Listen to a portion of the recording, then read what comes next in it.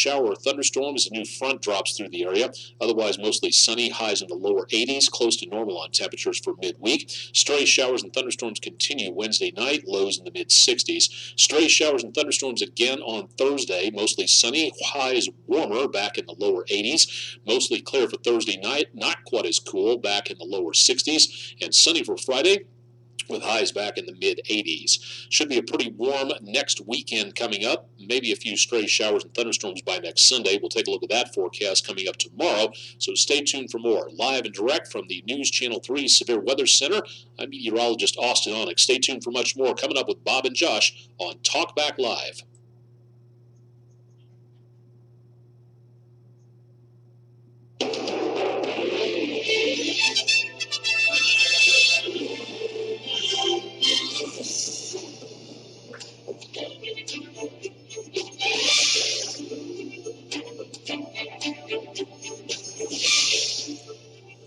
And in the headlines today, we've got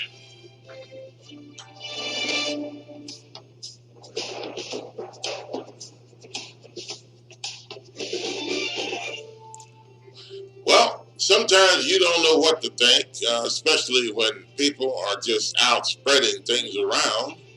And sometimes spreading things around, not the good things that are spread around in a good way, but it's just being spread around. And for the stuff that they're spreading around, they're making some money for it, I guess, in some way, somehow. But is that the way to really do it? Well, it's a strange story, but let's talk about it. Josh, we have a story this morning that is, I don't know, this is very disturbing to me. And I guess I'll call it disturbing. But it is a story about a sperm donor. Yes, sir. Has 114 children. 114. What in the world going on here? And it's not just with one woman. I guess not. She'd probably be dead, I guess. But one, it's spread all over the country, probably around the world. I don't know, but this one guy, and he's glad to be doing it. What is going on with this story? Well, spreading the love, I guess you could say. Spreading sin. Well, it's a different way he's doing it now. When you talk about 115 kids now, that's a 115. Yes. Okay. And now here's the story. Now, you guys have heard of sperm donating. People go to sperm banks, and a lot of times this happens when, maybe you have a married couple, and the man in the situation can't have, they're not able to be fertile, or whatever the situation is. And his seed is not productive. I mean, it's just not there for the man. There's a husband in the family. Well, and that happens. And so they have to get a substitute to give his seed, his sperm, to a donor bank or something, whatever they do with that. Yeah, I was breaking it down for you. Is that the proper way to do that? And I want to get you a question in a second, but just setting up what we're talking about. There's a story now. You guys, and it's a show I could care less about, but it's called The Bachelorette, right? And this guy is a contestant on that show.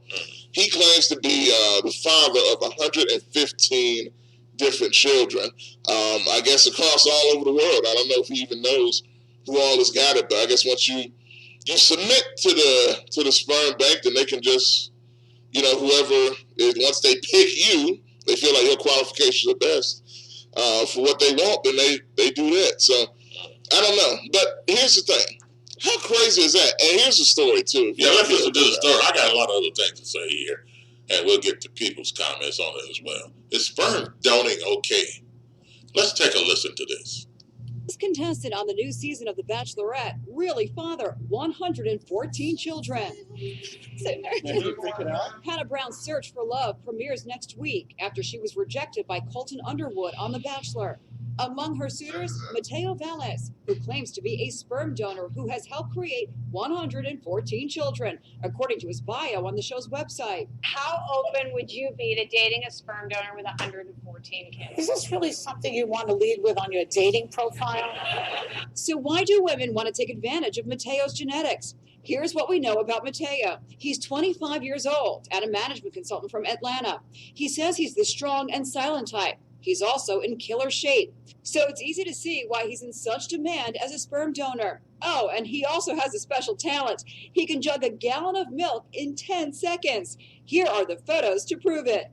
But is his claim true? Is it really possible that Mateo fathered 114 children? You might believe that, but that would be a stretch. Scott Brown of California Cryobank says he has his doubts. It's unlikely to have fathered 114 kids at this point, especially in the sperm banking industry in general. Most sperm banks are shooting for a goal similar to ours of 25 to 30 family units. We spoke with Bachelorette host Chris Harrison, who promises lots of drama this season. It gets physical. Yeah, I mean, it goes from verbal, mental to physical, these guys getting after each other. And it all has to center around Hannah and fighting for Hannah. But it's hard to beat the drama of the contestant who says he fathered 114 kids. I don't know what to do, and I'm scared. Okay, there you have it, folks.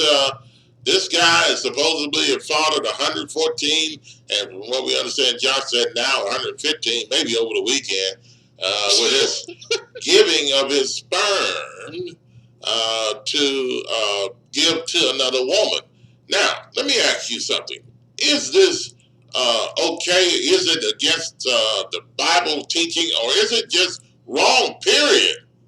Is it wrong, period, for a man to donate his sperm and then to put it in another woman, and this, the husband, let's say there's a husband there and he's not productive. So this child that is born is not even related to the husband. So you have this husband is allowing another man's seed of sperm to be put into his wife so that she can grow the baby. And then the child comes out not even related to the father at all. And, the child may come out and grow up and just be acting strange and not even the behavior of the father, not even looking like the father or anything. Man, Well, I mean, he's not, because it's not his. he's just not his. I mean, that's a strange thing. I mean, and then biologically, and then he finds out he's not the father. The child finds out later on in life, 15, 13 years old, he's not the father. Would that cause any other problems? I mean, this guy that's married to this lady, he could be raising a monster. Well, I mean, isn't it up to the people raising He him? could be raising a murderer. Look, don't come out murderers out of the room. And see, look. Well, I know what I'm saying is this is another man's seed. You don't know what you're getting. What I'm saying, I don't care how he looks on TV and how they say his body is all this and he's all that. I mean, people with so-called good bodies out there committing murders. I mean, it's the attitude, the spirit of the person that counts. that's true, but this is what they go by, right? They go by, if you want your child to look a certain way. I mean, of course, there's no way to know about the attitude. I do think that has a lot to do with the child's upbringing. Whether you're good parents or not, you know what I'm saying? What you teach, what your household's like. You get what I'm saying? Yeah. But, it's not like they're just going to involuntarily be some type of person. Well, but here's the thing. Usually, as I said before, these type of situations usually happen when there's a man in a situation that can't have kids for whatever reason, or the woman, or whatever the situation, they can't have kids and they tried. Then this is an alternate thing.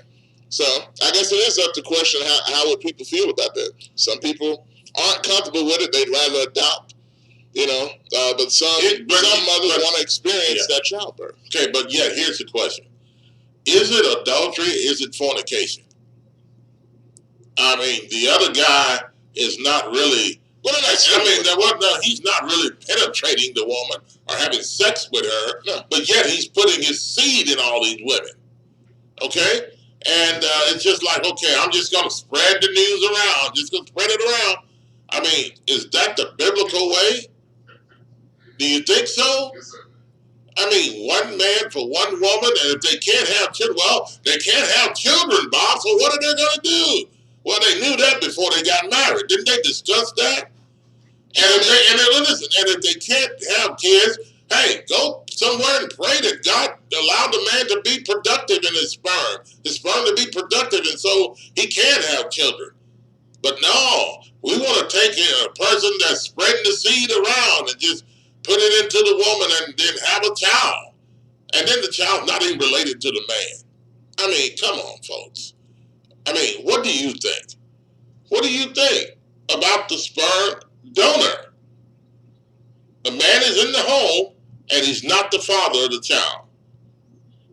Some other man's child. And this man has to raise this child. What do you think? But I mean, he would have to approve of it going in, so he can't act like he's just some. Well, they take the sperm at the donor bank or hospital or whatever and put it in the woman's seed without the man having sex with her. I mean, I know that. That's the point. But what I'm saying is I mean, you know how the process will work, but what I'm saying is he knows. It's not like she's just doing it without him knowing. Well, he knows what's going on. But is it wrong for another man's seed or sperm to be put in another man's wife? That's, and then that child is not even the father's child. Is it like this other guy is having sex with this woman? He's putting his seed and sperm into the lady that's allowed it to be put in all these women. So, and then he says he does it on a regular basis. Now that's a little weird. I don't know why. So, but I don't know. I don't understand that. Or why would you want to keep doing that? Yeah. It's they come together in marriage, and then they, that's marriage, a husband and a wife. But sperm donating by another man, just so you can have a child, is that the biblical way? Is it the godly way to do it? Or is it okay? Do you think it's okay? They want children, Bob. They want children. Well, it's not his, the father. It wouldn't be his. Well, now, this is why I'm presenting the other side of the argument. Or is it like an adoption? That's why I was just going to ask. Well, see, adoption is like the husband and the wife taking a child that didn't come from her womb. But this way, you got the sperm of another man being inserted into the woman. So what do you think, folks? 901-452-3094 or 901-324-7490. If lines are busy, keep calling. In other news, a school out of, Rhode Island or something? Jersey or where's that from? The school forces kids with unpaid lunch bills to eat Sunbutter sandwiches. Sunbutter sandwiches? What is that? Josh, what's going on with these school lunches, and then these school lunches are not allowing kids to eat? Well, are they not allowing kids to eat, or are they saying that the kids' lunch has not been paid up, and the parents know about it? Well, maybe there should have been some type of conversation. What's going on? Yeah, so first of all, when I heard the phrase Sunbutter sandwiches, I'm thinking this can't be in the South. This can't be nowhere down here. This can't be Memphis. It's not. It's up northeast. Instead of peanut butter, it's Sunbutter. I'm wondering how many black children eat Sunbutter. But nonetheless. See, that's a racist statement. Yes. But, you ain't eating. I ain't eating no Sunbutter sandwiches. Well, I probably wouldn't. No. But I like the seeds, though. Yeah. I actually do like sunflower seeds. Yeah. But nonetheless, so this is a school in Rhode Island.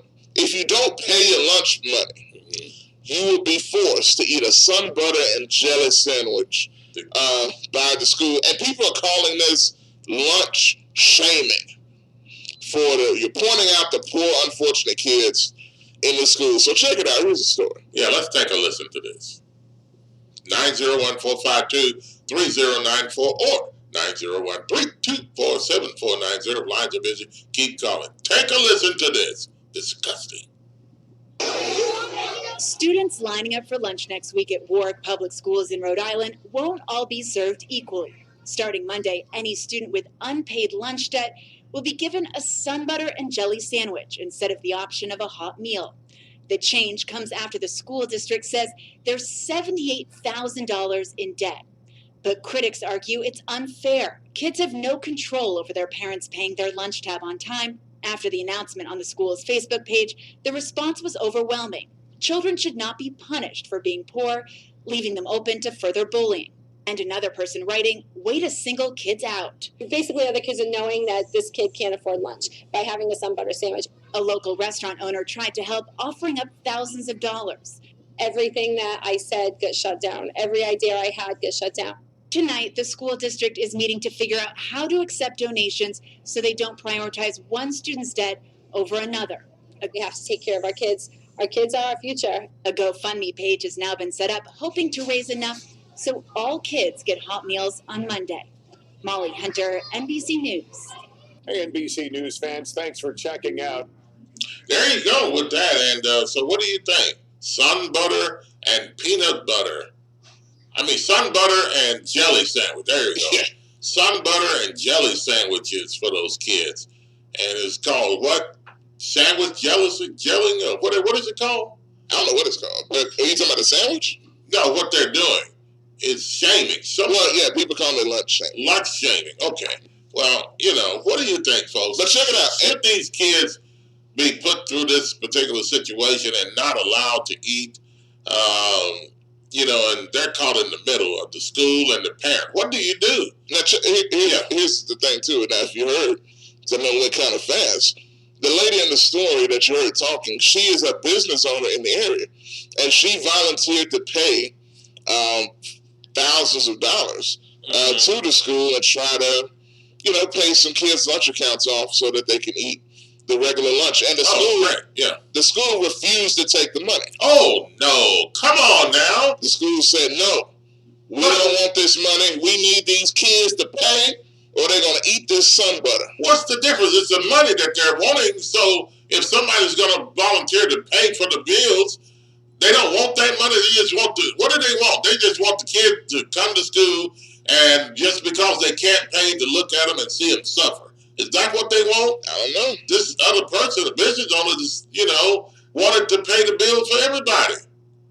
That doesn't make sense to me. That sounds like punishment, and it's very cruel and unusual punishment for anybody to even think that way. Not to even receive the money is money.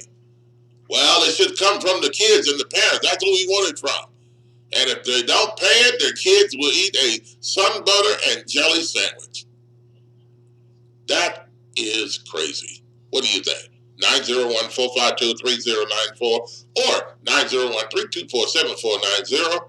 And if lines are busy, keep calling. In other news, John, this weekend, the Memphis Tigers had a lot of good things happen to them in recruiting this weekend. And are they on fire, or do you think it's going to get even hotter for the Memphis Tigers? Yeah, man, look. Penny Hardaway and Company. Penny Hardaway and Company have an outstanding thing going right now. They got a big commitment, I believe it was Friday, with Lester Quinones, who is the 4-star guard at IMG Academy.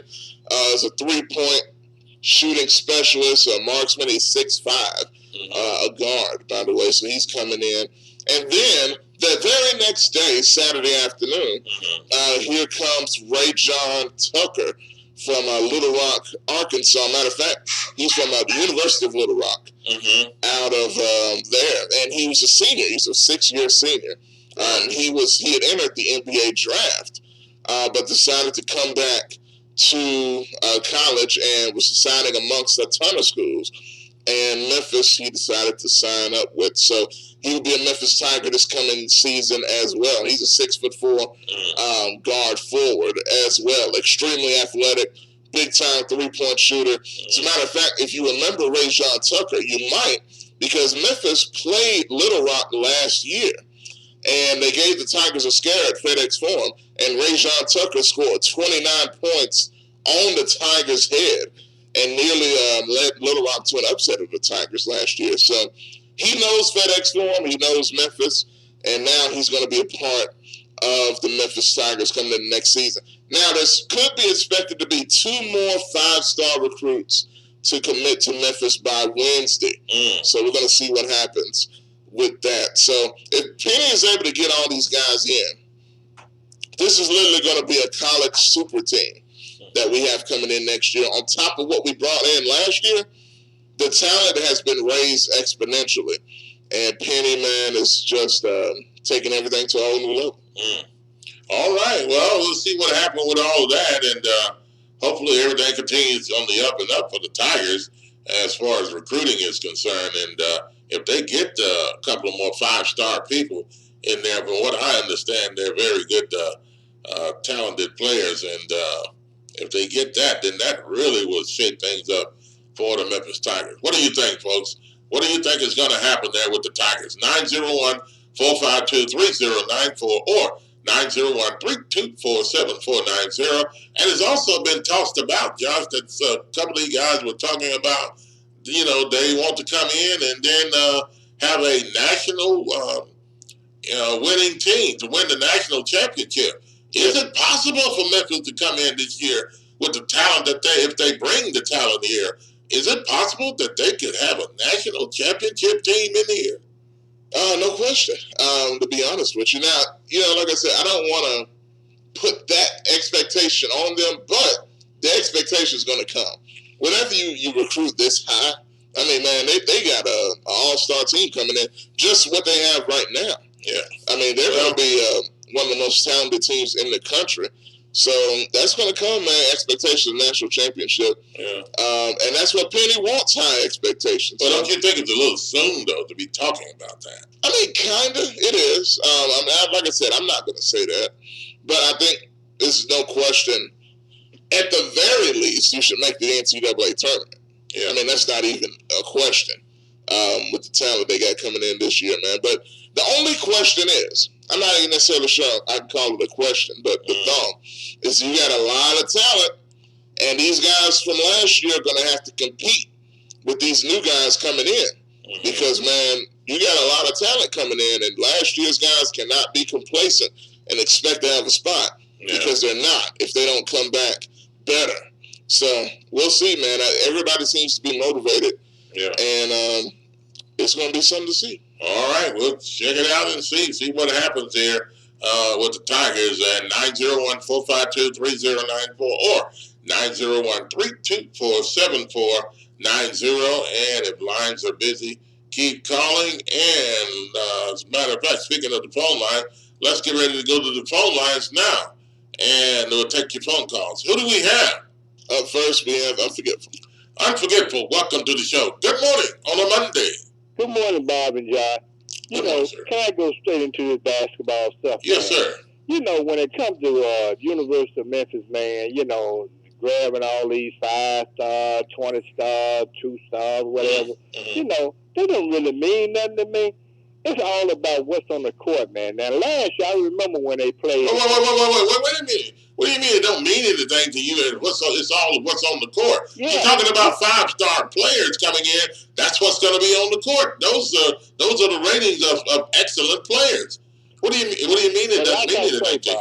Okay. I remember last year that player from Little Rock. He was burning the Tigers up, and he come to Memphis. Now he improved himself, and he did what I saw on the court. Now these other new players and stuff, they've never been on a university court in Memphis. They got to prove themselves. Not only that, the other players last year that was on there, they had proved themselves. So it's going to be really hard for someone, because they 4 or 5 or 10 or 25 stars, to come out here and beat players that's already proved themselves for the university. Okay. And so, but I'm with competition, Bob. Okay. So I think it's a good thing because it keeps you up. You know what I'm saying?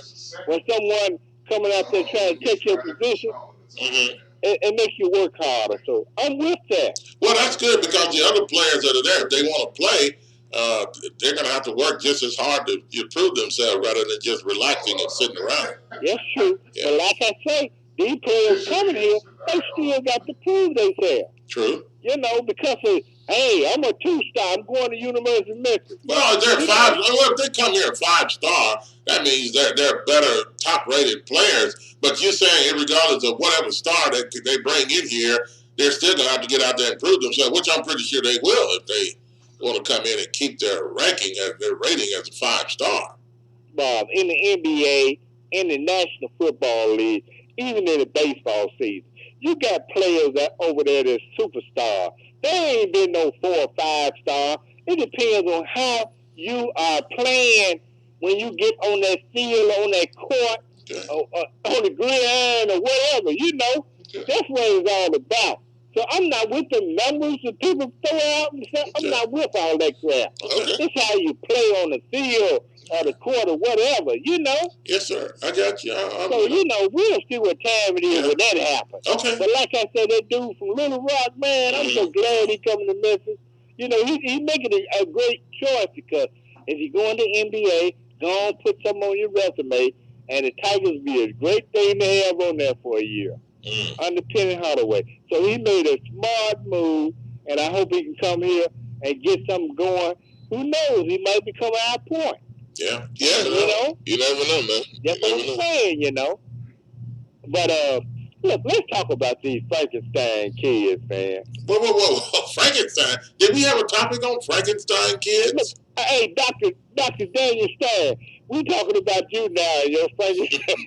All this technology, all this crazy stuff, man. I don't understand why people... Look, I did the math. Let's do the math. 114 years. 114 babies. Yeah. We're saying 9 months, right? It's full term. I'm not stupid now. Full term. I think it's 9 months. Maybe it might be 8. Maybe it might... But just do the math. How many years that come... How old is the woman? Is she 110? No. He's not just giving the sperm. He's not just giving his sperm to one woman.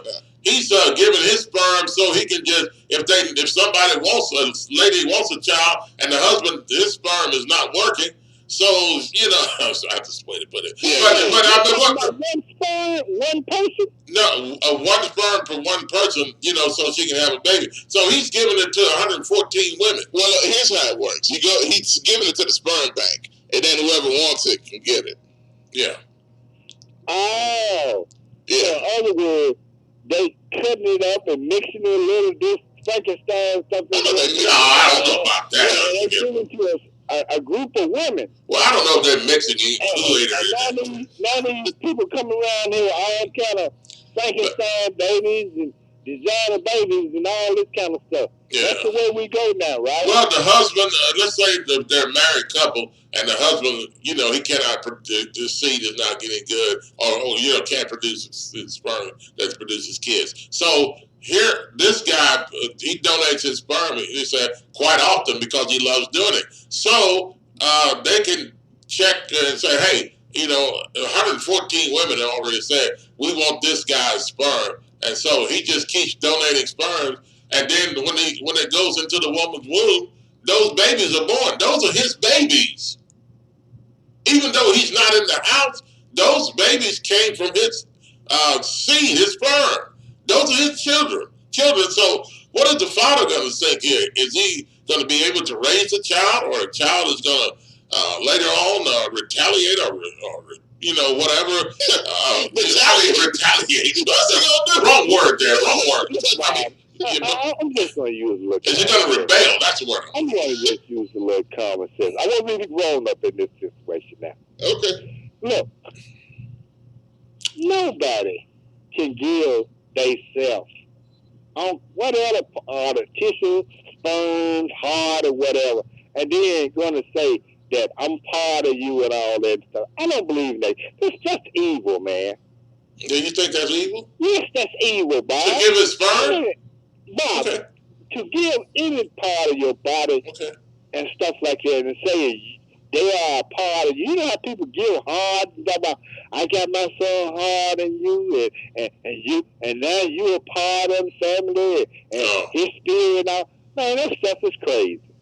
You know, I don't get tied up in all that kind of scientific stuff, man. Okay, I forget, but let me ask you a question before we go to the next call. Let me ask you a question. Let me talk about No. Hold. If you wait a minute, hold on. You calling me all kinds of stuff this morning. No, listen. I'm calling you to be. I know. Listen, unforgivable. If you're married, let's say pretend that you're married, okay? And your sperm. Wait a minute. I know. Your sperm cannot produce, okay? So you. No, you wrong about that. Wait, hold it. I'm pretending now. Yeah, you trying to put me in the middle. No, we're pretending now.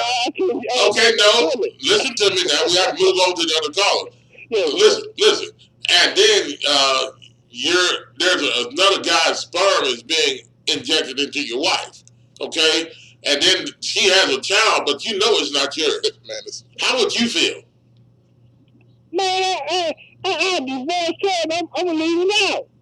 You what? I'm not a part of that. Okay. All right. Just want to know how you felt.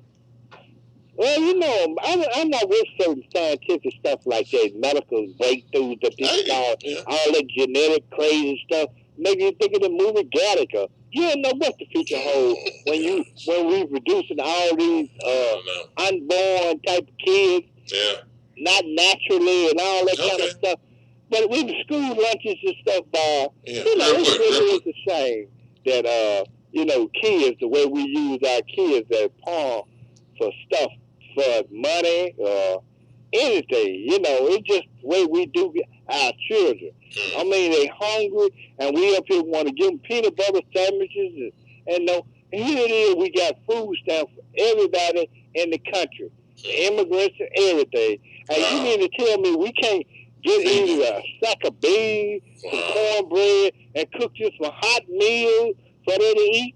We can't do that for as a country, and we up here talking about some school in Rhode Island treating the kids like that. Man, all schools in this whole country should be eating free as far as I'm concerned. Yeah. It should be taxpayer money, to fund that, deal with situations like that. Because when we start thinking and doing the way we doing our kids, man, it just proves what kind of society we are. Yeah. Like when you talking about these babies. And I'm out of here. I'm forgetful. Thanks for the call. Pathetic, man. Thanks for the call. Thanks for the call. Appreciate it, bro.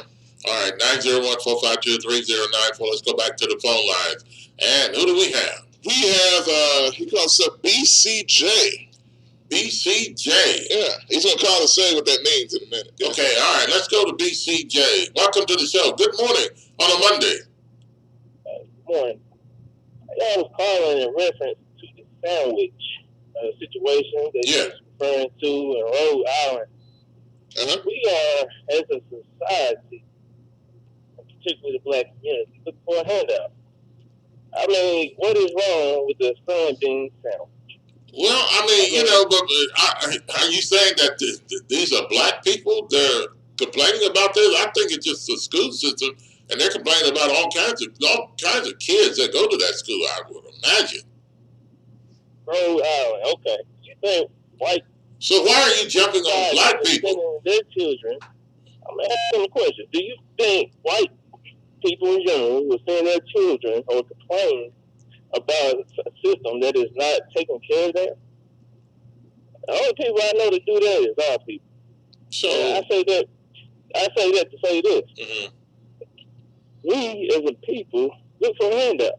Have done so since I cannot remember when. So you're saying by the school, by the parents and the people complaining about the kids eating butter and jelly sandwiches and they're handing them out stuff like that and not feeding them, that's something that only black people will complain about? Hey, do you think white people would complain about that? Okay. I mean, they could.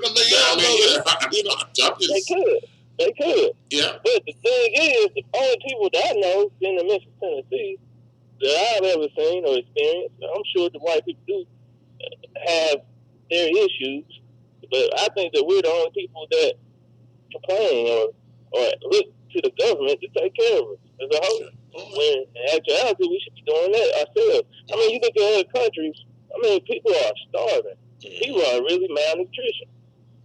But yet you will complain about a sandwich? Yeah. And you think that we should, as a society, take care of you? What we're doing is we are training the young generation that, hey, somebody else going to take care of you when you, in fact, should take care of yourself. Yeah. Well, that's all I'm saying. Yeah, I don't know if people look at it like that or not, but the fact remains is they're using kids here between to send a message home to the parents. But I think they should have talked this situation out. The parents should talk to the school should talk to the parents, and I don't know if it's just a case of black people complaining and just want everybody to give them something, a handout, that type of thing. Well, so, it's like this. I mean, you don't want your kids, being singled out, because they can't pay. I don't think that's cool. Well, I mean, they should at least talk about it, because if the parents don't send any money and they're supposed to pay, I mean, they should have signed up for free lunches or something. But if they're not paying, then somewhere it's got to be made up, or something needs to be explained, or they need to talk to the school or something, let them know what's going on, why they can't, pay for their lunches or anything like that. But do you know what what do you call it? What is that sandwich, John? Sunbutter. Sunbutter and you know what Sunbutter is? I do, and I tried it, and I do not like it. That's the whole point. You should not have an option of what you would like to have if you cannot afford it. And it goes to food stamps. The whole situation there. I went to Kroger the other day to get some crab legs. I could not get it. You know why? Why? Because everybody with food stamps was able to buy them all up. Oh, man. Come on, man. Oh, come on, guys. I'm just saying, bro. I'm just saying. Oh, imagine. Well, hey, look, I mean, but food stamps, you should not have the option to get crab legs. Crab legs. Okay, so that is a privilege. Oh, God. So if you work, you should be able to get it done. Yeah. Okay. No, so food stamps. You use my tax dollars to go to Kroger and beat me in line and get a crab, a few legs of crab before I can get it. And I work every day. Yeah. Well, I don't know what to tell you. But that's the whole thing. Option. You should not have an option. Someone else is taking care of you. Yeah. Grateful for what you receive. Yeah. Like I say, other countries is worse. Yeah. I mean, these people are actually malnutrition and are actually going to bed hungry. They don't have the option to have something but a sandwich. Hey, that's folk going to look. If you got Sunbutter sandwiches an option, it's folk going to bed hungry here too. Yeah, it's not about going to bed hungry. These folks are at lunch. But sometimes, look, some of these kids, that's the only meal they get is at lunch. Yeah, you know what I'm saying? So that's true. Yeah. But it was nice talking to you guys. Yeah, I want to get that thought out. Okay, well, we appreciate first time calling, and I love your show. Hey, we appreciate your call. Thanks, BCJ. BCJ, CJB. Okay. All right. Okay. Hey, hopefully Black Conservative call and I get a few laughs in before I go to work. Oh, okay. Yeah. I figured you'd be a fan of his. Yeah. Just by what you're saying. Yeah.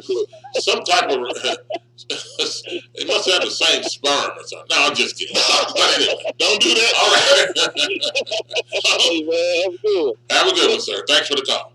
All right, 901-452-3094 or 901-324-7490. If lines are busy, keep calling. I tell you what, we need to take a break right here, and we'll continue our conversation after the break, your phone calls and your Facebook messages as well. And 901-452-3094 or 901-324-7490. And we'll continue our conversation after the break. Sperm donor, 114 children? No, I don't know. They're all over the country. You think donating your sperm, a person donating their sperm, and then a woman receives it, is that adultery or fornication? Is that the same? Is it a sin to you, or do you think it's okay? But if the husband's involved here with the wife, if his husband can't produce, then that child is not his. So what do you do there? Okay, we'll talk about that coming up after the break. And you're listening to Talk Back Live with Bob and Josh, AM730 and AM1600.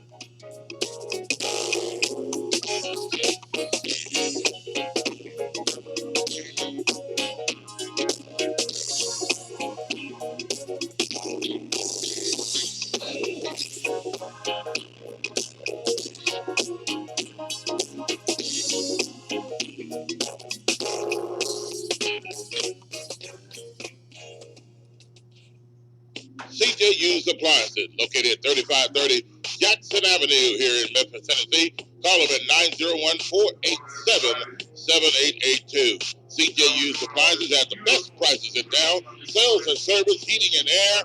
Also the best appliances you'll find anywhere in the Mid-South. Refrigerators, microwave stoves, washers and dryers, deep freezers, dishwashers, whatever you need in used appliances. And folks will tell you they're the best used appliances anywhere you'll find. That sounded like Ron Smith. Used appliances, 3530 Jackson Avenue. All appliances come with warranty. You can call them at 901-487-7882. Again, 901-487-7882. CJ Used Appliances. I wish I knew. In life, we all want to be treated with dignity. Seemed like the first time caller, though. I didn't recognize him. Yeah, he was. 390 Elvis Presley Boulevard, we believe the same thing should hold true when it comes to death. Telephone number is 345-9558. For more than 30 years, Ed Ford has offered the personal touch when it comes to the passing of the special people in your life. As a licensed funeral director, embalmer, and death counselor, Ed Ford will be involved in every phase of the bereavement process when it comes to your loved one. In other words, he won't just sit behind a desk and collect your money like other funeral directors. His main purpose is to personally prepare your loved one for whatever memorial service you desire. His services and prices are the very best in Memphis and the surrounding area. At E.H. Ford Mortuary Services, it's not about the money, it's about a lasting memory. Ed Ford, his wife Myrna, and the courteous staff will be there when you really need them. That's E.H. Ford Mortuary Services, located 3390 Elvis Presley Boulevard. The telephone number again, 345-9558. Not associated with any other funeral home with the same last name. That's E.H. Ford Mortuary Services. Are you tired of going to the doctor with the same issue over and over again and never getting any relief? Are you tired of buying all types of vitamins and supplements, hoping but not knowing for sure that they will keep you healthy? Or are you getting enough of the right kind of nutrients that your specific body needs? If you answered yes to any of these questions, you need a nutritional blood analysis. With a nutritional blood analysis, we can take one drop of blood from a prick of your finger and analyze your body's nutritional needs, nutritional deficiencies, and nutritional imbalances. This analysis can provide an early warning of possible future health challenges so you can make the changes now to avoid the negative outcome. A nutritional blood analysis can be used to monitor a health challenge before and after adopting an approach to restore health and balance. It will also allow you the ability to determine the effectiveness of various approaches to restoring and balancing your health. So don't wait. Make your appointment at FocusOnHealthSolutions.com. Stop guessing with your health. Know what works for sure. At FocusOnHealthSolutions.com, 901-602-7063.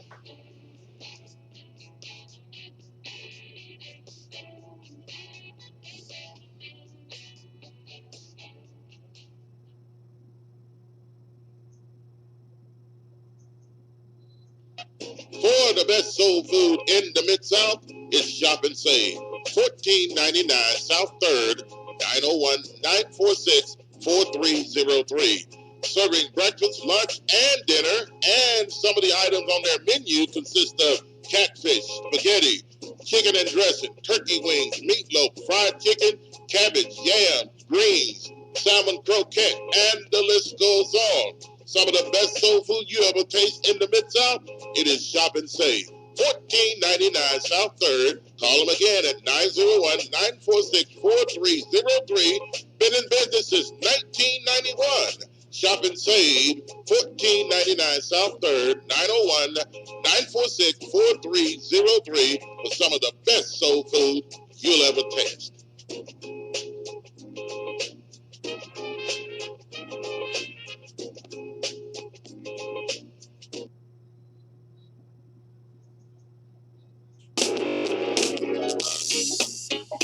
Anybody on the phone? No.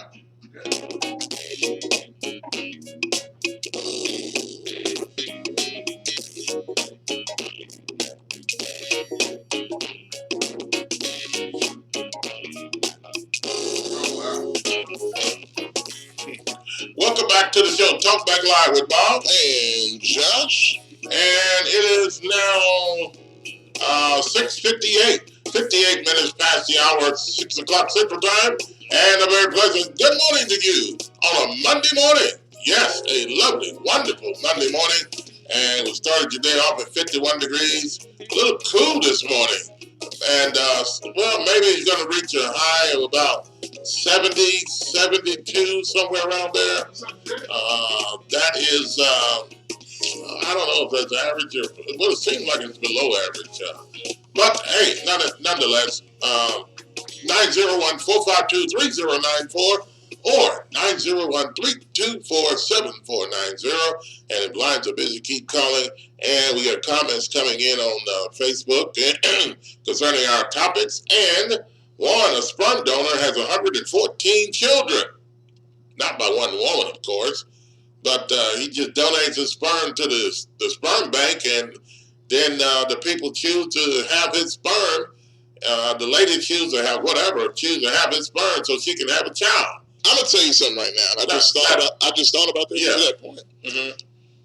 And y'all can say whatever you want, right? There is something weird about a dude that wants to constantly donate to the sperm bank. I feel like there's a problem. Well, he's ego tripping. So he is. You think just straight up? I can get my sperm out there, and I have and just go to all these women, and then they can go around the country and have my baby. But now, we argue about, and people make big deals about fathers not paying child support. This guy is fathering 114 kids. Is he paying any child support? Is that the same, or should people not accuse people that are not paying child support, and then you let people like this just donate their sperm and then not have to pay child support? Because really, if it's his sperm, it's his child. Don't you think? Technically.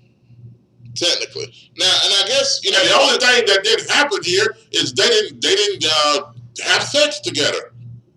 No physical contact or emotional attachment. No emotional attachment. But anyway, it's one of those things. Some people call their baby, their baby's father. Some women call their baby's father, even when they had sex or whatever, and that's not in their lives. Yeah. Call him a sperm donor because it's basically all he was. And that's usually a negative connotation to that phrase. You get what I mean? But he couldn't donate the sperm without her. I understand. That's another topic that you're getting into. Okay, all right. But because that wasn't even what I was going at. I know. But, hey, the situation still remains. It takes two, So, but at any rate, the reason I brought it up. Okay, go ahead. The reason I brought it up was because of what you just said. Yeah.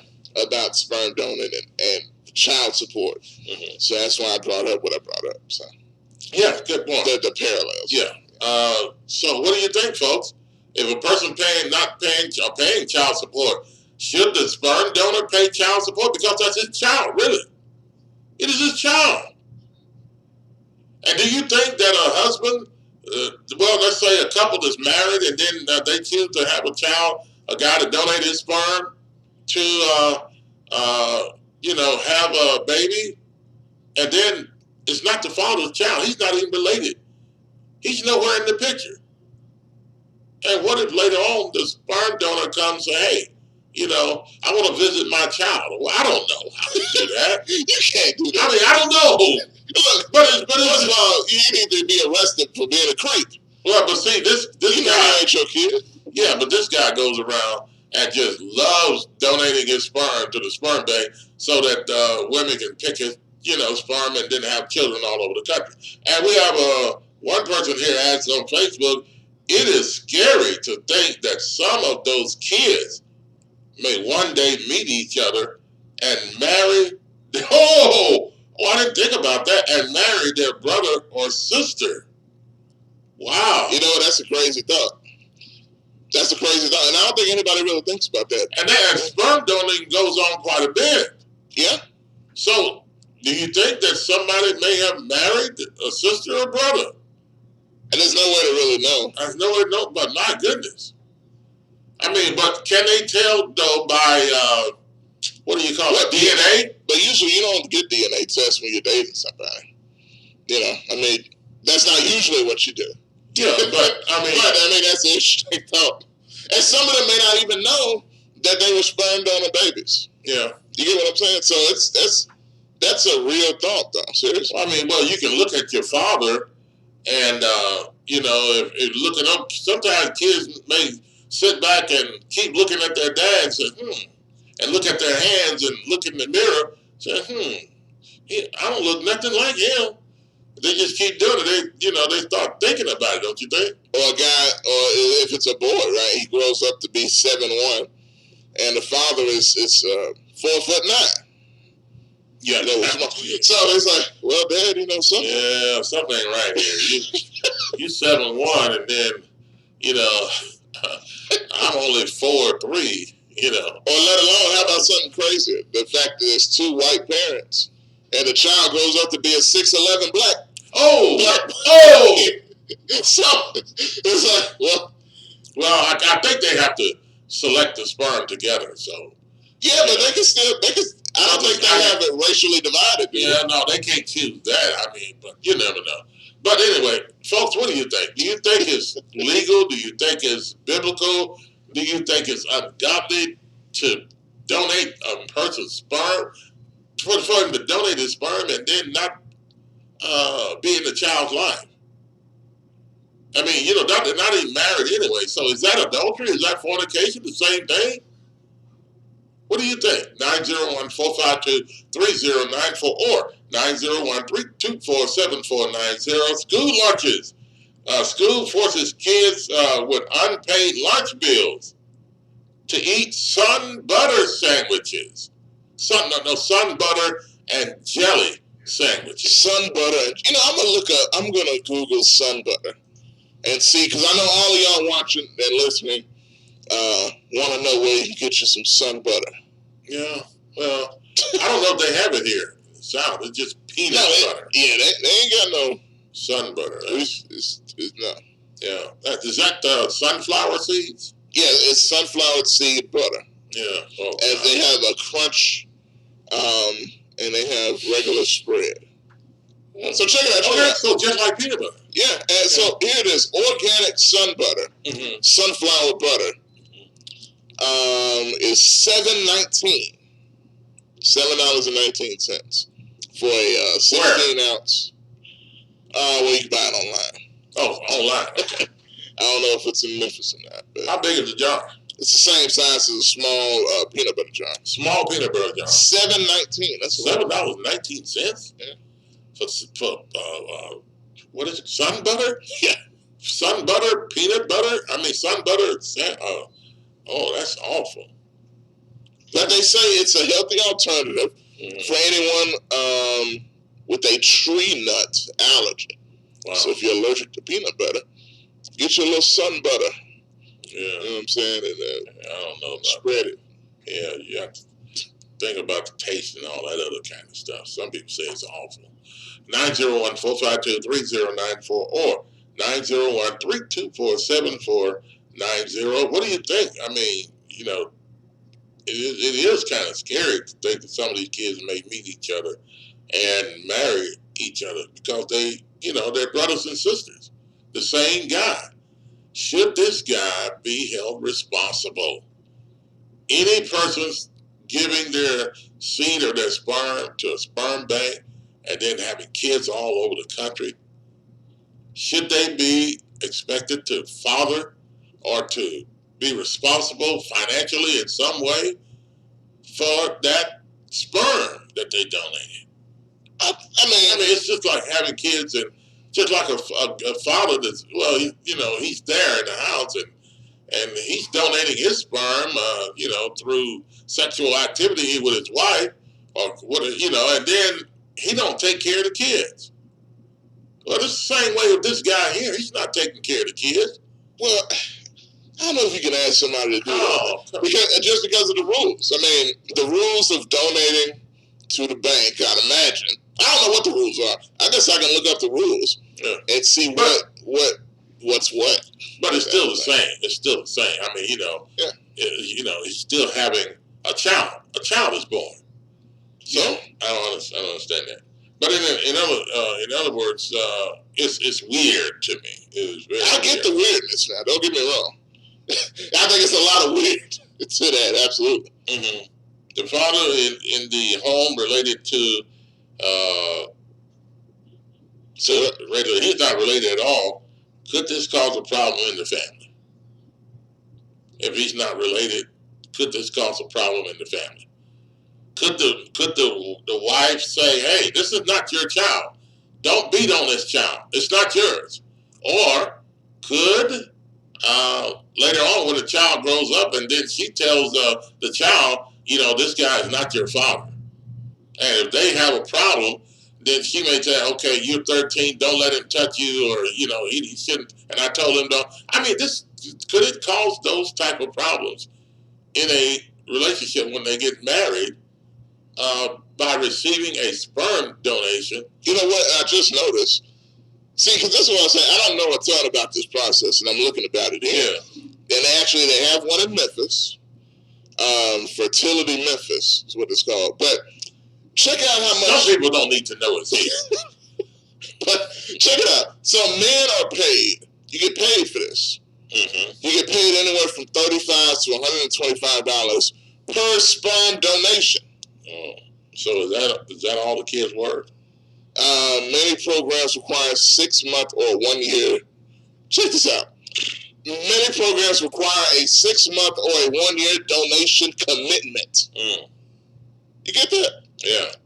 So I guess that means you have to consistently donate. Produce, give so many sperms within a 6 month period or whatever. I don't know. Yeah, I mean, that's what it's saying. Yeah. But it's and you could make up to $1,500 a month. But now this is because we're talking about the story because there's a bachelorette on that weird TV show that's fathering 114 kids all over the country. Should he be held accountable? Just spread the seed. That's all you got to do, and get the money, and then he gets paid, but he don't have to pay for the kids to be taken care of. Just that I say it's a very selective process, and that the sperm it doesn't matter. They don't just take anybody. It doesn't matter. The child is still going to need to be taken care of. I understand that. Yeah, I mean, but no, they're going to parents. It's not like they're just going out into the world somewhere. But look, check it out. I'm gonna play the story again. Okay. Get people in the ear, and we'll get back with it. All right, take a listen to this, folks, and give us your opinion. 901-452, and also the Memphis Tigers are fired up in their recruiting this past weekend, and I want to talk about that when we come back. Okay, let's take a listen to this. Did this contestant on the new season of The Bachelorette really father 114 children? Can you pick it out? Hannah Brown's Search for Love premieres next week after she was rejected by Colton Underwood on The Bachelor. Among her suitors, Mateo Valles, who claims to be a sperm donor who has helped create 114 children, according to his bio on the show's website. How open would you be to dating a sperm donor with 114 kids? Is this really something you want to lead with on your dating profile? So why do women want to take advantage of Mateo's genetics? Here's what we know about Mateo. He's 25 years old and a management consultant from Atlanta. He says he's the strong and silent type. He's also in killer shape. So it's easy to see why he's in such demand as a sperm donor. Oh, and he also has a special talent. He can jug a gallon of milk in 10 seconds. Here are the photos to prove it. But is his claim true? Is it really possible that Mateo fathered 114 children? You might believe that, but that would be a stretch. Scott Brown of California Cryobank says he has his doubts. It's unlikely to have fathered 114 kids at this point, especially in the sperm banking industry in general. Most sperm banks are shooting for a goal similar to ours of 25 to 30 family units. We spoke with Bachelorette host Chris Harrison, who promises lots of drama this season. All right, there you have it. 901-452-3094 or 901-324-74. What is that? Oh, I'm sorry. It's something on my phone. Wow. 901-452-3094 or 901-324-7490. And if lines are busy, keep calling on the, and let's go back to the phone lines. 901-452-3094. Who do we have? Unforgetful's back with us. Unforgetful, welcome to the show. Good morning on a Monday. Bob, I've been listening to you talking about this subject, and I see it got a little quiet, but I want to bring it back up because something just popped in my head. Okay, what's that? Just suppose. Now, I'm not saying it's true or not, but I have a suspicion. Suppose this is a plantation meal for the homosexuals. Wait a minute. A what? Wait a minute. Hold on. Okay, say it again now. Hold on. Say that again. I didn't quite understand. Sperm donor and all this stuff is an agenda for the homosexuals to produce their babies. For women that lesbian, so they can have children, and these children can come out to be homosexuals. All of that for the children to come out to be homosexual, but I have heard that lesbian couples have done that because they want kids. And it is pretty crazy, but yeah. Oh, that's a good point. I never thought about it that way. Yeah. And that gentleman, well, I don't know what he is, but let's just say that 114, he might have some, what you call, download brother in them or something. You ever thought about that? Wait a minute. You think he could be gay? That's what you're saying? Yeah. Yeah. Well, it could be. I mean, That's a way to produce more homosexuals. Yeah.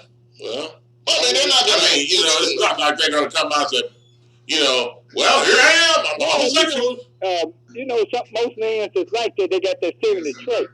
Yeah. The masculine men, it's going away. That's why so many people hate me, because I talk so straight and direct and hardcore. They trying to get rid of us. Okay, so they want the feminine man. They don't want the masculine man. That's why women have a problem with me. That's why other men have a problem. Wait a minute. What do you mean women have a problem with you and other men have problems with you? Because they can't stand nobody that talk masculine. You act like you're the only masculine man in this city. No, Bob, I call your name now. I'm sorry, Jack, but I call your name now, Bob. Okay. All right. I'm out of here, man. Unforgetful. Thanks for the call. You're welcome. Bye. Oh, I tell you. 901-452-3094. Let's go back to the phone lines, and who do we have? Well, we have the Black Conservative. The Black Conservative. Welcome to the show. Good morning on a Monday. By far, I'm the most erudite mind, brilliant thinker, and political philosopher on this subject matter you're talking about this morning. Well, on this subject matter, you're an expert on it? Anyway, what do you have, Black Conservative? What's going on? Good morning to you. Good morning. Unforgetful made a valid point there.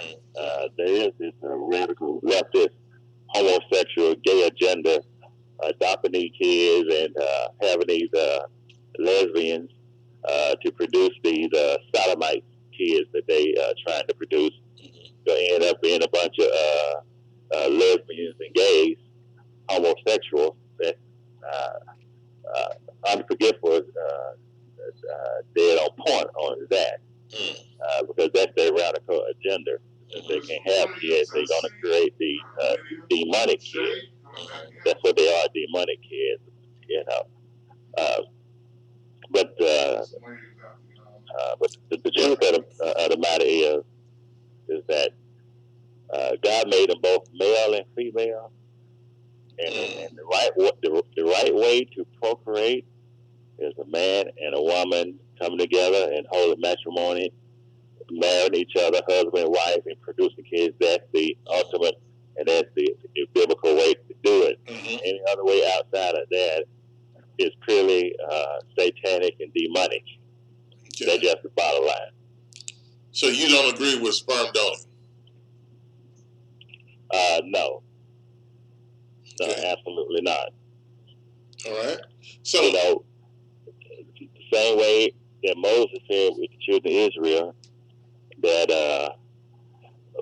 Moses gave you a written bill of divorce. Moses allowed to be so, but from the beginning, it was not so. True. You know, so God allowed the pregnant things to happen, to go forth, and it's because of man's sinful behavior and sinful imagination. But, you know, your callers who call in, James, Greg, Michael, Unforgivable, they all sperm babies anyway. Oh, come on, Black Conservative. Don't get on here and say that to kind of. You don't know anything about those people. Come on. they all are sperm babies. A bunch of little demons call in all the time. You can tell how they act. You know, anytime you get Michael, who called in last week, that convoluted statement that he made, you know, is evidence that they're sperm bank babies. Unfortunately, that's just the way it is. But man, it's cold blooded. Okay, so what are you trying to say here? What's your point? I mean, but really, to be honest about it, you know, most of these men are really undercover brothers. If they're not homosexuals, if they're not boot edge, like that one that running for president, boot edge. Buttigieg. Yeah, I guess that's what his name is. I call him boot edge. Oh, no. See, come on. I know he's gay too, but yeah. President Trump is crazy. I be tripping with him sometimes. He called a man boot edge, and it stuck with him. The clown had to go and look it up. That's how much Trump was in his head. that boot edge, that's gonna sink his ship. President Trump give these folks names, and it just sticks. Okay, all right. You're praising the president. Okay, go ahead. Now, Black Conservative Greg has a question, and I think it's a valid one. Greg says, "Aren't we all from sperm?" He said, "But I think black confusion was hatched." So he thinks you were hatched from that chicken egg instead of. You gotta realize we're talking about these sperm bank babies, where your mama and your daddy too lazy to get together and do it right, because they shacking anyway. And you know, these women, you got these women who are more concerned about their career than about bringing up children and raising them and being good wives and loving their husbands. These hardcore feminist women, like Michelle Obama, you know, she had hers another way too. You know, but most hardcore feminists do that. Michelle Obama was married to her husband, so. Yeah, but they had to go. They had have it done in another way. Yeah. But anyway, beyond that, I didn't hear anything about that. But most of these liberal guys like Democrat guys, most of them are either homosexuals. The majority of them are undercover brothers. Not all of them. There's a few of them that's great, but most liberal Democrat guys. A few of them, okay. Like Greg, you know, and Mike and them guys, they got a little sugar in their tank. They got a little semi-ality. That's not anything about our subject this morning. Yeah. But anyway, yeah. But let me just say this here. Why would Democrats be upset who call into the show, liberals be upset about people even going to the sperm bank and having these little demonic kids? You know, they validate everything, every other alternative lifestyle, homosexuality, transgender. Why do they have to have a moral code on this one? They're calling in as if that, you know, they got a moral standard, and this is just so diabolic, wicked, and so diabolic evil. Y'all endorse everything there. You know, you're killing babies. You got president candidates who running on infanticide, on killing the baby all the way up to even after the baby is delivered. You know, that's your wacko party. Democrats are killing babies. And then you got a homosexual who's married to a man, Buttigieg, leading the Democrats in their poll for president. Y'all may be voting for a homosexual for president because he beating Joe Biden. He beating crazy Bernie. Yeah, well. I don't know what Queen Kamala is. She said something so crazy the other day. You know, I don't even know what she was thinking about. All right, so you're set against sperm donor. Yeah, I think it's just people that want to dodge responsibility. If dodge responsibility? Dodge responsibility. They don't want to do things the way God said it. Okay. Again, from the beginning, God made them both male and female. You need male and female too. Okay, but here's the thing. Black conservative, here's the thing. If a lady accepts a sperm from an outside donor, a sperm bank or whatever, and the husband, her husband is not involved in this thing at all, he's not even the father. He can't. I mean, that's wickedness. Yeah, you know. Is that considered adultery, fornication? Well, that's without the. Absolutely. Let me tell you this. Yeah. The Bible says that the heart of man is deceitful above all things and desperately wicked. Who can know it? The Bible says even the imagination of their heart is evil. So people imaginate these things going outside of the normal, ultimate standard of marriage and doing these other alternative things. That's the evil. They come from the evil imagination of their heart. That's not God inspired. That's not God approved, God consent. This is just pure wickedness. And the Bible says in the last days, sexual immorality will wax worse and worse. They're going to be doing all kind of convoluted things. I don't be surprised we have some little bamboo babies coming around here, looking like bamboos and chimpanzees. Some of them are close anyway. Okay. All right, I forget. Black conservative. Imagination, we cannot condone that as Christians. We can't condone stuff like that. Okay. Now, why God permitted it to be so, he had a prerogative to do so to permit folks to go on with their wickedness and evil inventions. The Bible talks about evil inventions and things of that nature. Okay, so here's the question real quick. If the father's sperm, the husband's sperm can't produce, and his wife, then so what do? They can't have kids. Well, she needs to be barren, just like Sarah, and just like other women in the Bible that was barren, and God prayed and God opened their womb. If God don't open her womb, then she don't go outside the will of God and do something that is totally out the framework of marriage. And her husband is stupid for allowing her to do that. He's dumb as a bag of rock to do that. My wife has me do something like that. I put her out the house. Because I'm not interested in opting out, on my offspring. If I can't have them, that's just too bad. I just can't have them. I ain't gonna take care of nobody else's offspring. That's the problem. We taking care of all these demonic kids. So you're against adoption too? And that is that's totally different. That's no. I'm not saying it's the same thing. Yeah, okay, you say you're against taking care of the people's kids.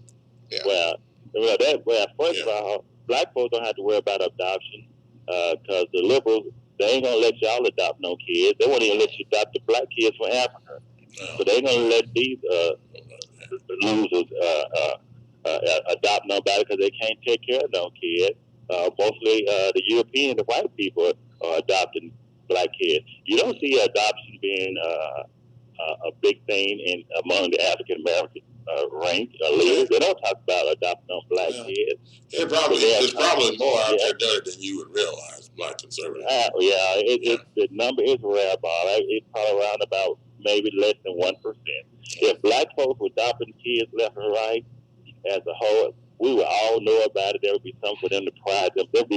They would be wearing it with a badge of honor. The fact is, they're not doing that. The only thing black liberal Democrats do is take from everybody else. Beg, we ain't got this. We oppressed. We need to get our own land. They just take it. They ain't giving that. They don't give it to the Red Cross. They don't get to the Blue Cross or no record number.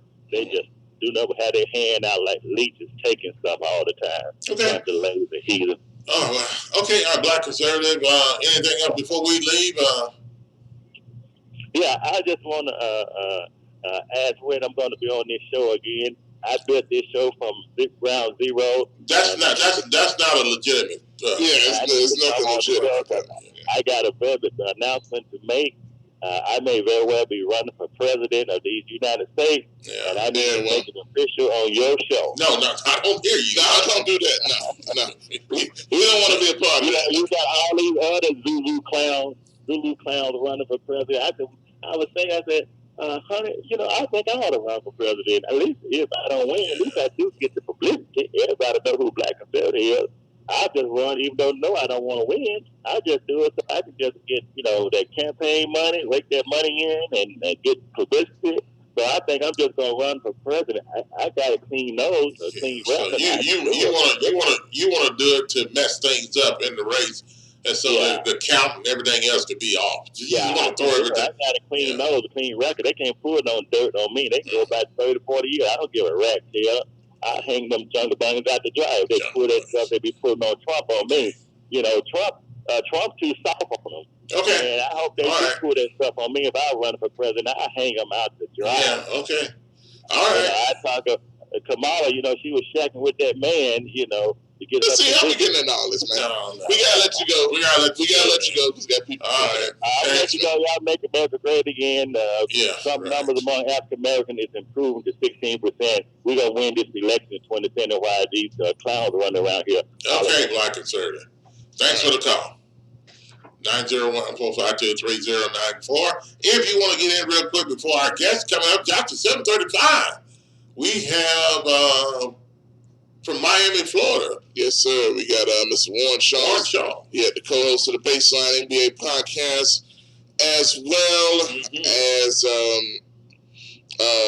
that's it. Baseline NBA podcast out of Miami, Florida. He's going to be joining us, so can't wait to talk to him about the NBA playoffs, man. Going to get into that coming up after the break here in a minute. So y'all stay tuned. Yes, indeed. There's some good NBA action going on out there in the NBA playoffs, and so we'll talk to Warren Shaw after the break. And you're listening to Talkback Live with Bob and John. It is now 7:30 on the dot, 30 minutes past the hour of 7 o'clock Central Time, and a very pleasant good morning to you on a Monday morning. Yes, indeed.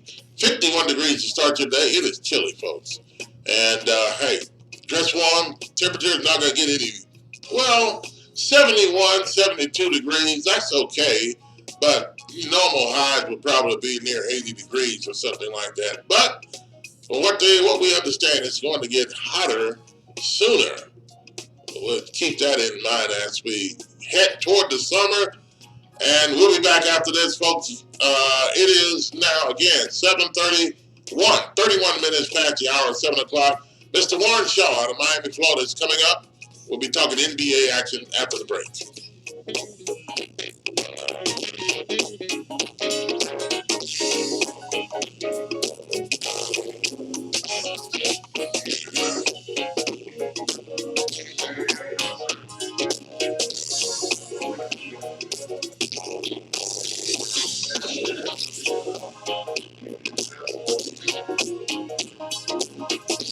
In life, we all want to be treated with dignity and respect. At E.H. Ford Mortuary Services, located 3390 Elvis Presley Boulevard, we believe the same to death. Telephone number is 345-5558. Ed Ford is offered the personal touch when it comes to the passing of the special people in your life. As a licensed funeral director, embalmer, and death counselor, Ed Ford will be involved in every phase of the bereavement process when it comes to your loved one. In other words, he won't just sit behind a desk and collect your money like other funeral directors. His main purpose is to personally prepare your loved one for whatever memorial service you desire. The services and prices are the very best in Memphis and the surrounding area. At E.H. Ford Mortuary Services, it's not about the money, it's about a lasting memory. Ed Ford, his wife Myrna, and the courteous staff will be there when you really need them. That's E.H. Ford Mortuary Services, located 3390 Elvis Presley Boulevard. The telephone number again, 345-9558. Not associated with any other funeral home with the same last name. That's E.H. Ford Mortuary Services. Are you tired of going to the doctor with the same issue over and over again and never getting any relief? Are you tired of buying all types of vitamins and supplements, hoping but not knowing for sure that they will keep you healthy? Or are you getting enough of the right kind of nutrients that your specific body needs? If you answered yes to any of these questions, you need a nutritional blood analysis. With a nutritional blood analysis, we can take one drop of blood from a prick of your finger and analyze your body's nutritional needs, nutritional deficiencies, and nutritional imbalances. This analysis can provide an early warning of possible future health challenges so you can make the changes now to avoid the negative outcome. A nutritional blood analysis can be used to monitor a health challenge before and after adopting an approach to restore health and balance. It will also allow you the ability to determine the effectiveness of various approaches to restoring and balancing your health. So don't wait. Make your appointment at FocusOnHealthSolutions.com. Stop guessing with your health. Know what works for sure. At FocusOnHealthSolutions.com, 901-602-7063. Ready? That's better.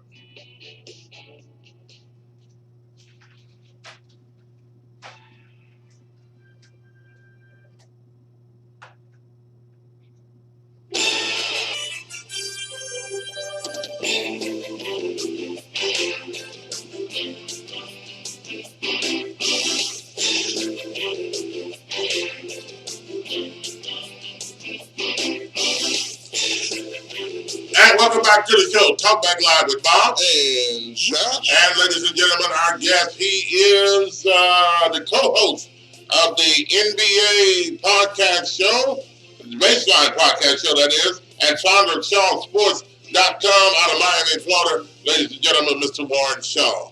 Warren, welcome to the show. What's going on, fellas? How you been? All right, man. The NBA playoffs is here and in full swing. Is it what you expect for it to be? I think the second round has delivered, really and truly. With the exception of Boston getting rocked out by Milwaukee, I think all the series are very competitive and a far cry from what we saw in the first round. But we have the best teams now. We have the best teams left playing for the ultimate prize in their conferences and hopefully for a chance to get to the NBA Finals, man. So great stuff, especially yesterday's Game 7s, man. You couldn't have had better series for the NBA. Yeah, no question. I'm gonna tell you something. You brought up Boston and the Milwaukee series. Milwaukee crushing them. Giannis crushed them under his feet, so to speak. But you know what made me sick of that whole thing? Before we get to what happened yesterday, I got real sick of Kyrie really fast. You talk about a dude. Here's what I think, as I rant on this for a second. I feel like he's a wannabe in so many instances. He wants to be a superstar, but yet he doesn't want the blame that comes with being a superstar. He wants to lead a team, but yet he doesn't want to get the accountability once you fail at leading a team. And then you ostracize everybody on your team where they don't want to play with you anymore. And they'd rather end the season than try to advance with you going forward. So I just think, he looks like he tries to talk intelligent. He tries to talk like Kobe in his press conferences, but yet he just comes off looking like a fool that believes the earth is flat.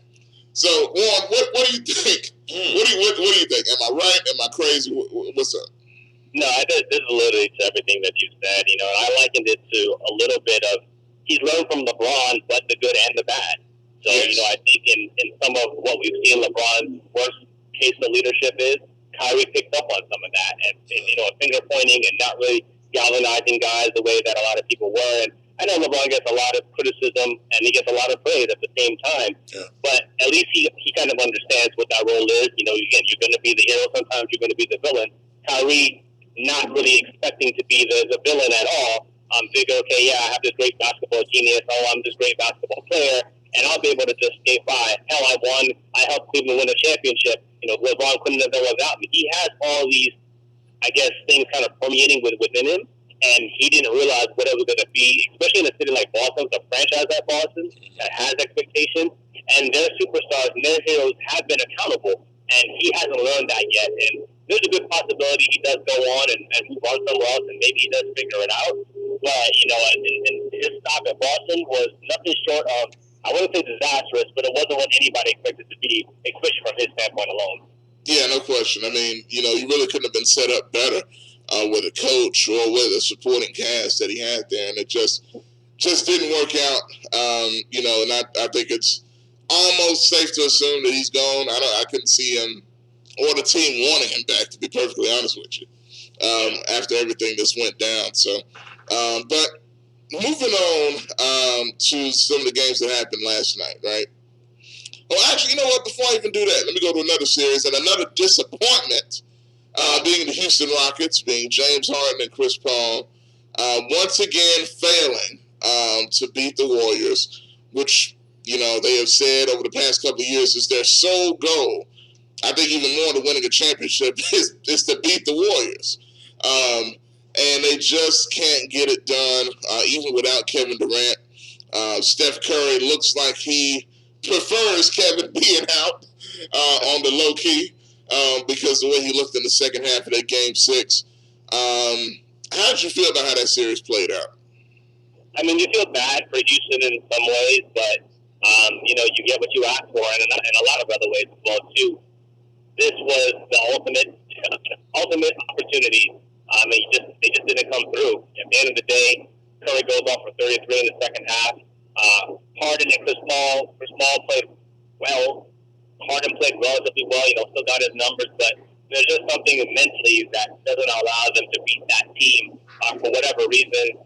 And I'm unsure as to how they fix it and what they do moving forward. They've locked up a lot of guys. They have a lot of money tied up. They just paid Capella. They have Harden and Chris Paul. All those guys are making their money. What supplemental parts can you bring in? But at what point do you say, all right, this just isn't going to get it done? And it's hard because, the Chris Paul Harden thing is only 2 years old. You know what I mean? And you had Chris Paul and the Clippers where they had like 6 seasons where they were trying to, climb the proverbial mountain. It's hard to say that Daryl Morey will say, you know what, forget about it. We're just going to restart and rebuild.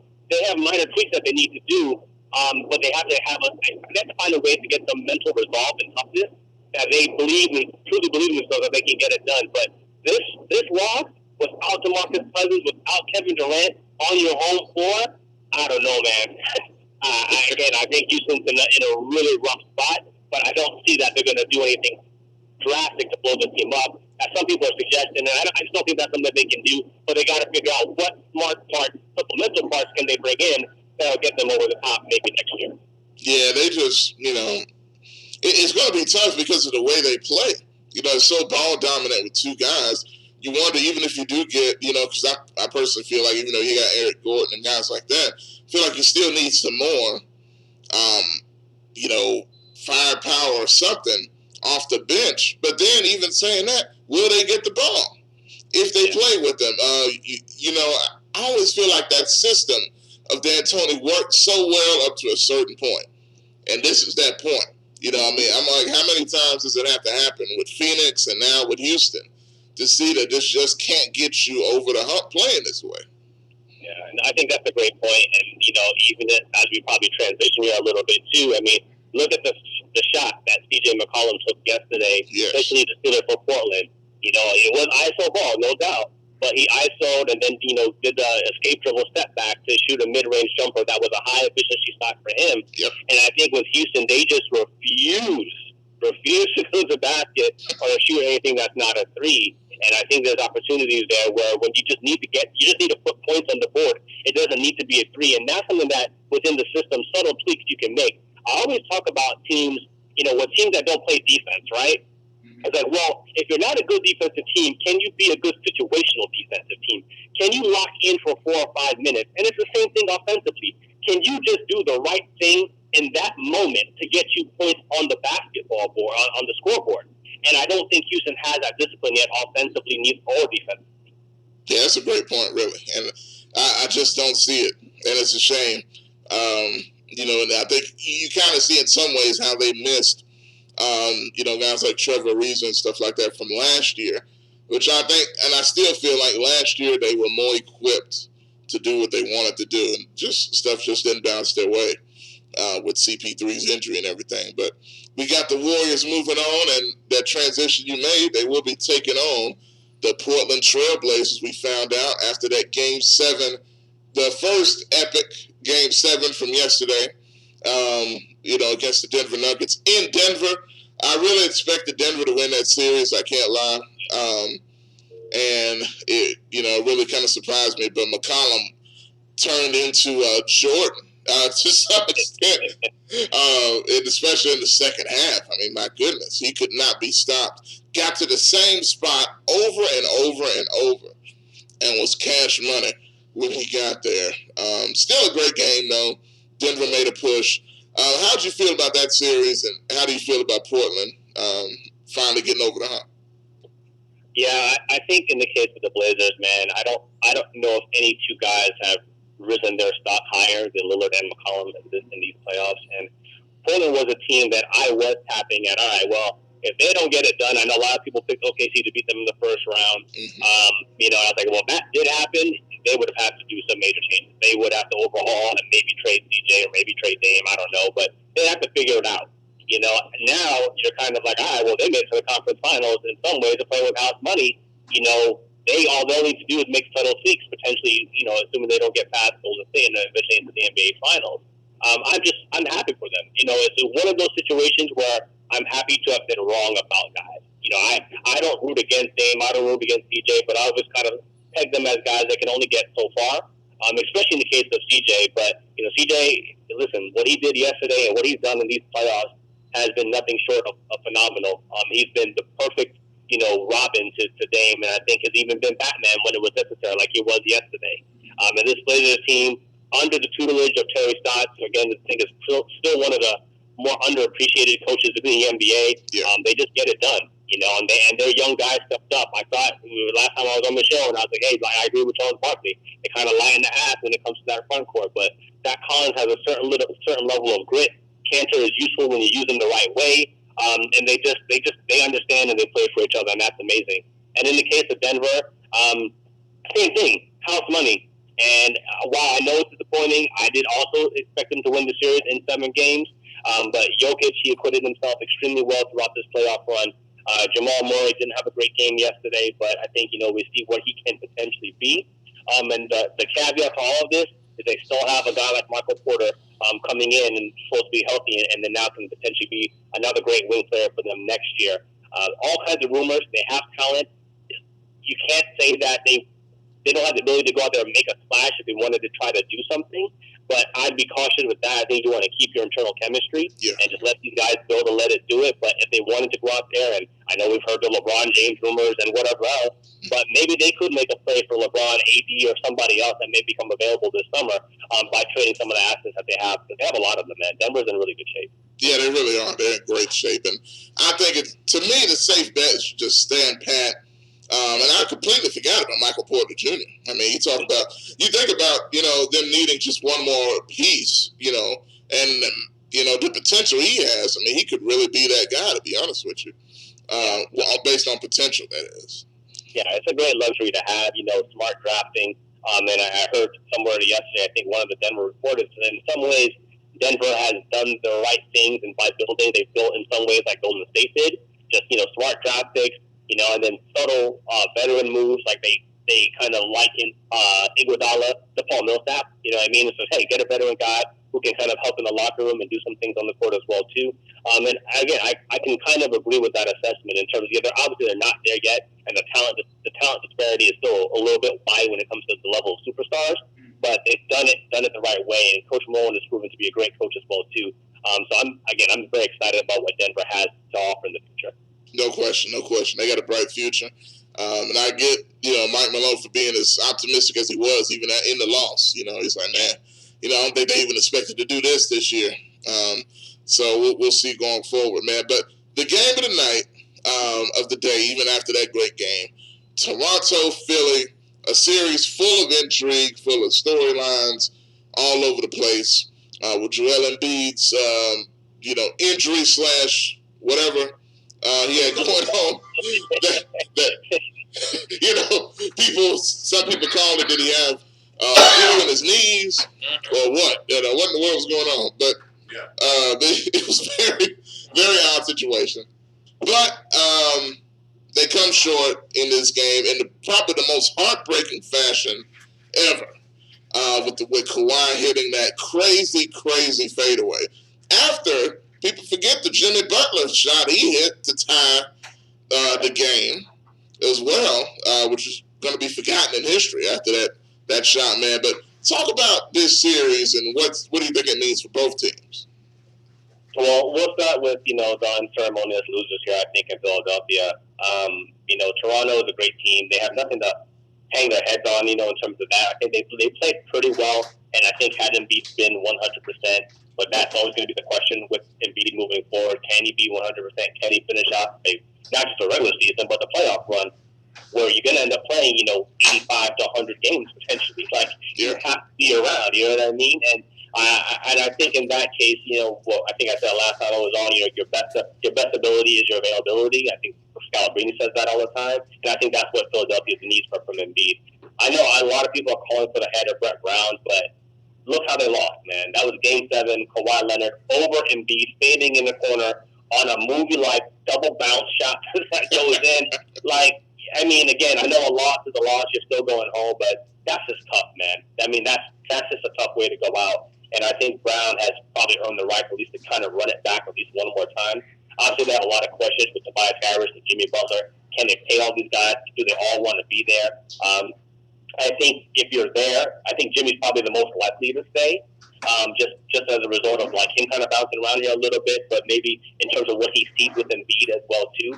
Tobias didn't do a lot for them in the playoffs, probably not as much as many people would have expected. But they got to answer a question about J.J. Redick as well too. I'm just not sure kind of what Elton Brand is going to do with this team and how much his ownership is willing to go into the luxury tax to keep everybody on board. Because again, they had a good showing, but it's just heartbreaking to see them go out. So I think Elton Brand has got to figure out maybe one or two guys who they really want to keep, and then figure out what supplemental parts they bring around that. But overall, this was a pretty good season for the Sixers. And I know a lot of people say, oh, well, they should have went to the finals or this and another. But they're still very young. If you have Simmons and Embiid as your tandem, that's a very young duo. And you'd hope, as health permitted, that they kind of figure it out at some point and they can get to the mountaintop. Well, the thing to me is, Ben Simmons, I don't know how much more disappointed he could have been. And I think he's almost forgotten about the dynamic because everybody's looking at Brett Brown or Embiid, and I get that, trust me. But I do think, to me, Brett Brown holds some accountability because there were 3 straight terrible possessions that they had late that were crucial, and I did not understand whatsoever. But, it's going to be tough for me to see with this run they had. I doubt they'll drop him like that, but we'll see. But kind of moving on, Kawhi. People are saying best player in the league right now. Is it a debate between him and Giannis? Could we have number 1 and number 2 in the league going at it in the Eastern Conference Finals without LeBron James, ironically? What do you think about that? Yeah, I think it's great. And I think I tweeted that yesterday as well, too. I said, these playoffs without LeBron, has anybody really missed them? No. Really and truly. And I agree with you. It's just great to kind of see the who has it now and the who has it next generation kind of going at it and, just assimilating themselves in a way that I think is endearing to the NBA fans and to understand that this future of the league is in very, very good hands. And I'm excited about the Kawhi versus Giannis matchup here in the Eastern Conference Finals, bro. really, really, like, this is great basketball, two amazing players who go about it in very different ways, but similar ways as well, too. Because Giannis doesn't have the jumpers and doesn't have all the other step back moves and stuff like that Kawhi has, but he just pounds and pounds you in the paint and gets to where he gets to his spot. But they both play great defense. They're both long and athletic. I'm really excited to see what this future holds. But the funny thing about both these teams too, as we move into the Eastern Conference Finals, is that they do have questions about themselves. And if the loser of this series, what ends up happening? With Milwaukee, a lot of people don't realize that Milton's a free agent. That's a big piece of what they do. Lopez is also a free agent. So Milwaukee had some pressure on them, and obviously Kawhi is a free agent in Toronto. It could go either way. You could really be seeing, all right, well, these two teams stick together now and be the kind of the balance of the power in the Eastern Conference, or does the loser now, all right, end up breaking up unceremoniously and maybe unwantingly just as a result of economics.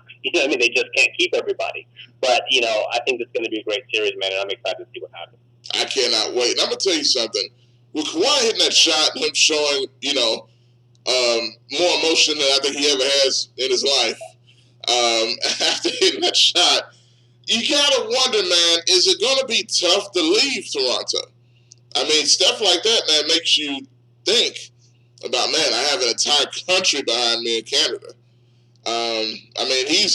He's become a hero almost to, I don't know if I can say Vince Carter proportions, but people are already trying to say he's the best Raptor of all time. And he's only been there a year. So it's only been a year. Let's tone it down just a little bit. And DeMar DeRozan and Vince Carter are rolling over in their graves right now. But at the end of the day, I think Kawhi has done an amazing job, and I think Masai Ujiri he took a chance, man, and it's paying off right now. And if they get to the NBA Finals, I think all bets are off. I think he will not leave that city. If they lose, somehow in this conference finals against Milwaukee, then there's some worry to be had. But if they get to the NBA Finals, I can't see why he'd leave.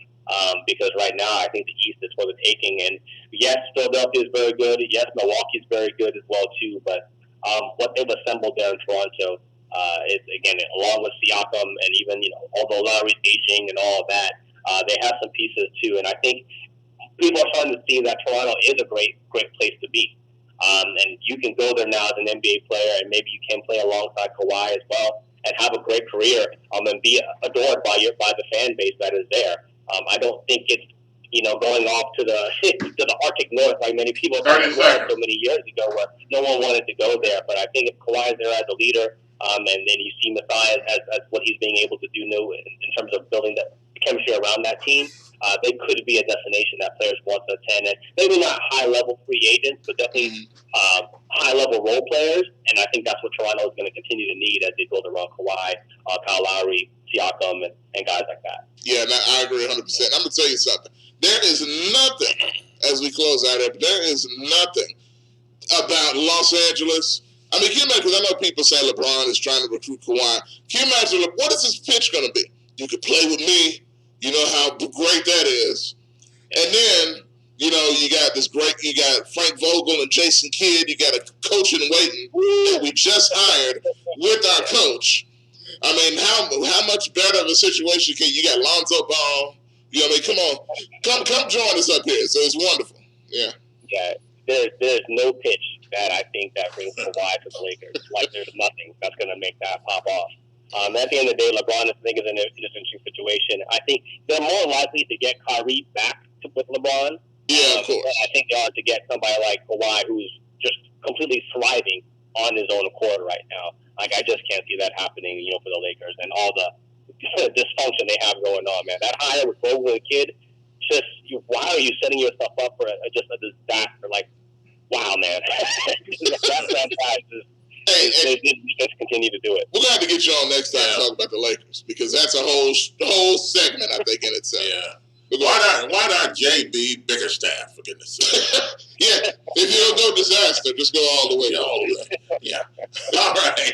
Hey, we appreciate Warren Shaw being our guest this morning. Warren, co-host of the Baseline Podcast and founder of ShawSports.com, man, out of mine in Florida. Warren, we appreciate you again, man, and great stuff. Thanks, man.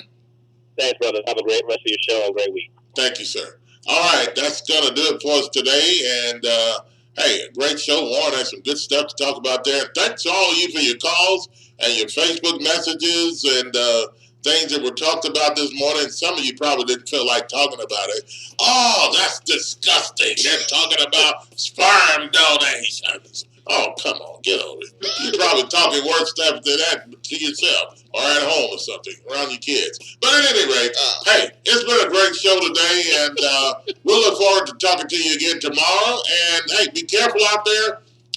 Is rain in the forecast? Well, I tell you what, we're going to leave the show today with News Channel 3's meteorologist and weather expert, Austin Uddick, and sponsored by CJ Used Appliances, 3530 Jackson Avenue. All appliances come with warranties. Call them 901-487-7882, CJ Used Appliances.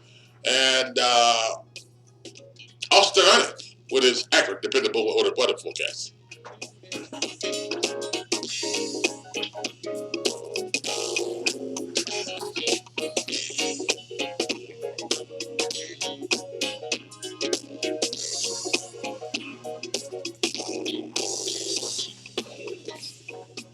Starting off a new week with a lot of sunshine out there. The rain wrapped up over the Mother's Day holiday weekend, and temperatures for today very much below normal again, back to around 70 for a high with those northwesterly winds. Quite pleasant and looking good for your utility bill as well, as we may warm up a bit in the next few days, but we're not looking at any heat waves anytime soon, so your air conditioning should get a bit of a break.